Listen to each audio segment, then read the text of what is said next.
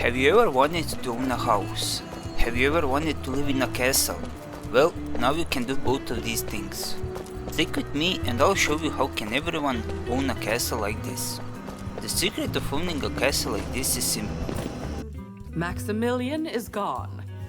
You just have to wait for the owner to leave and then just move in. That's what I did. There were some legal issues regarding the ownership, but after using my charms, I have managed to convince the local orc population that I am the rightful owner and they should stop asking these questions. It is that simple. Now let's talk about something that allows us to do this. These things are legally called squatter laws. And yes, those exist and are very controversial, but we can make use of them. Now, depending in what country you live in, squatter laws are different, but here's a thought.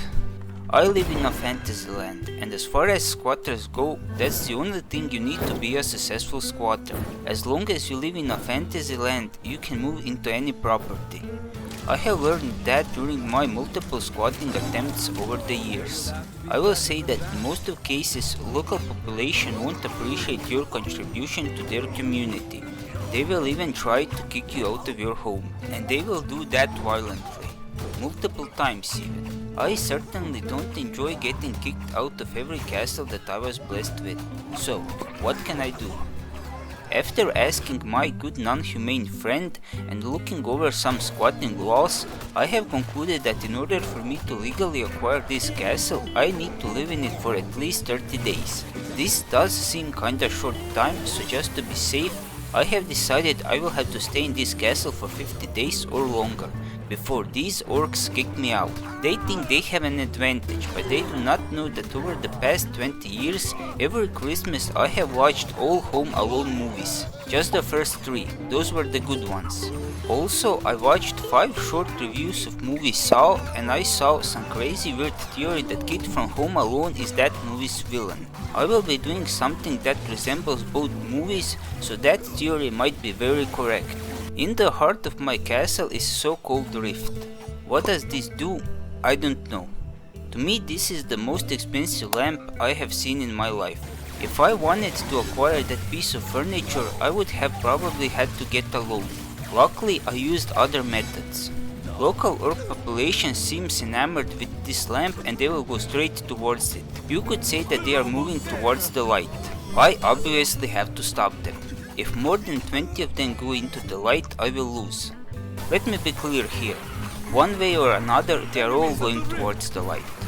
If they are all sending me eviction notices, I will be sending them all to a funeral. In my plight against oncoming orc flood, I can use a bunch of trash I found inside the castle. There are even some weapons in there. With my high engineering skills, I can transform that trash into very deadly traps and contraptions. I won't really bother with explaining all the traps and their respective upgrades. This isn't the time and place for that. I'll just say here that each trap and weapon can be upgraded and modified depending on your playstyle. Here you can also see that I haven't really bothered with developing all the tools at my disposal, mostly because I don't have time for side squatting quests. So I'll try to pull this survival thing with what I currently have. I always prefer to take at least one weapon when I'm squatting in a stolen castle. I obviously decided to take fully automatic crossbow. I won't go into reasons, but I will just say that you make this weapon by combining a regular crossbow and a machine gun. No other explanation needed. For trinkets, I took mana and health regeneration. Now for the most interesting part. First trap is not really a trap because it's actually a barricade. It shouldn't surprise you when I say that these orcs haven't really invested their skill points into intelligence. These barricades are a really good way to force these intellectual beasts to follow a specific path. Very useful. Second trap is your everyday fire floor. Then I have laser thing, auto ballista, slowing trap, acid trap, and a bunch of prisoners, employees. Yes, employees who are very happy to work for me. No suspicion here. I had good idea to go out and meet my neighbors on the open field.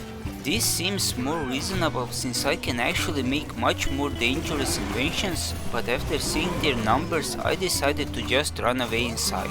Orc numbers were kinda concerning, and at this point I had to find a suitable floor to face them. I chose a simple floor with 2 stairways leading to Mysterious Lamp.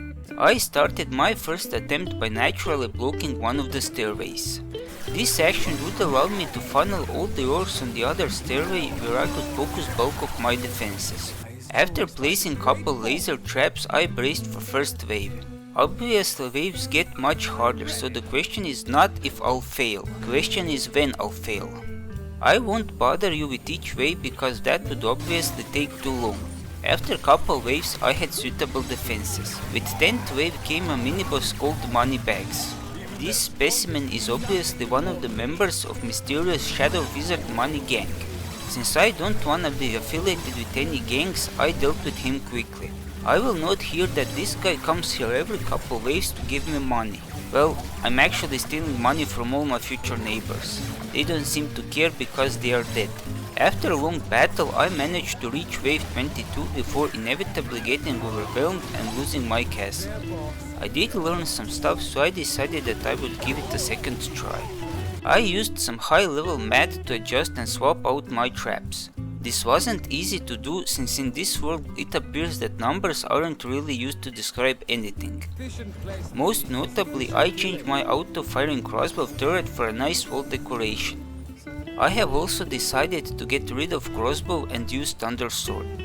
I am using this sword because it actually heals me with every hit. I call that modern medicine.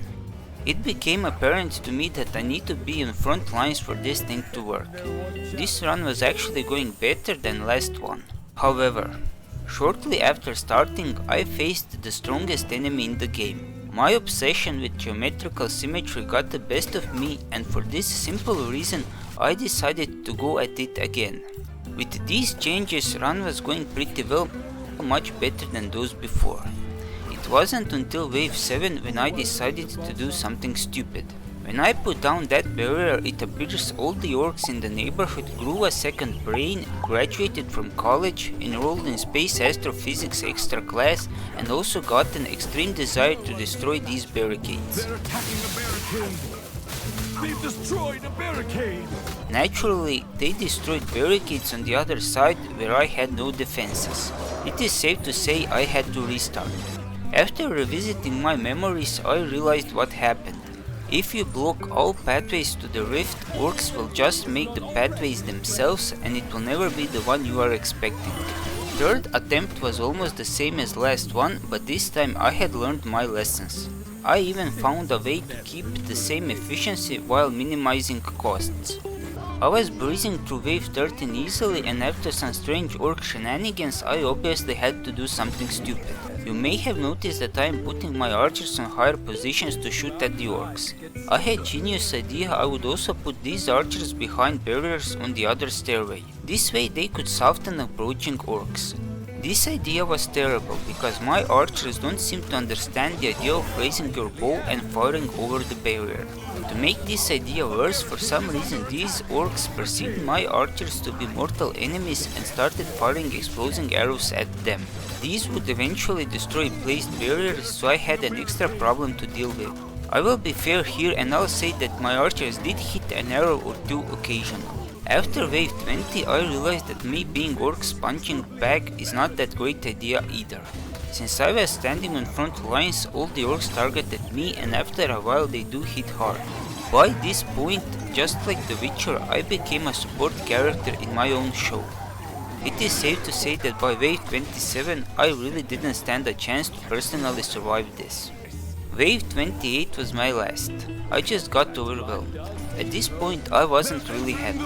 You could even say I was angry. At this moment I don't really know the name of this little adventure. For exposition and absolute betrayal I will say here. Original plan was to stay alive for 50 waves. But from this point on I will settle for at least 30 waves. Why? Honestly, I don't think I can reach wave 50 and I really don't wanna go into the depths of micromanaging every single move, placement and trap. I will give it one more shot and I'll say let's do 30. In the last run I decided to use the bow. With this weapon I was kinda safer, until I wasn't. I have changed my goal to 30 waves and let me tell you, Surviving 30 waves wasn't that hard, as long as I stopped myself for doing something stupid. After those 30 waves, I was actually confident I could do 50. Spoiler alert, I didn't do 50 waves. First problems started during 33rd wave.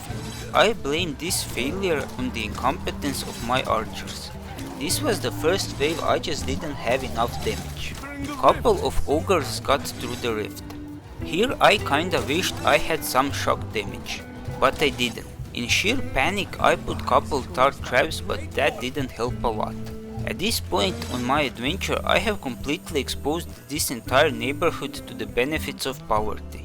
These orcs barely have any coins on them and I just can't afford new traps. I took another hit during wave 36 and then I decided to go full eco warrior mode and throw away all my money and buy a bunch of butterflies. I was hoping this would buy me enough time to fill each of these ogres with infinite amount of arrows. Last wave that I reached was 40 and I considered this as a bittersweet victory. So, after 40 painful waves and multiple attempts, what have I gained?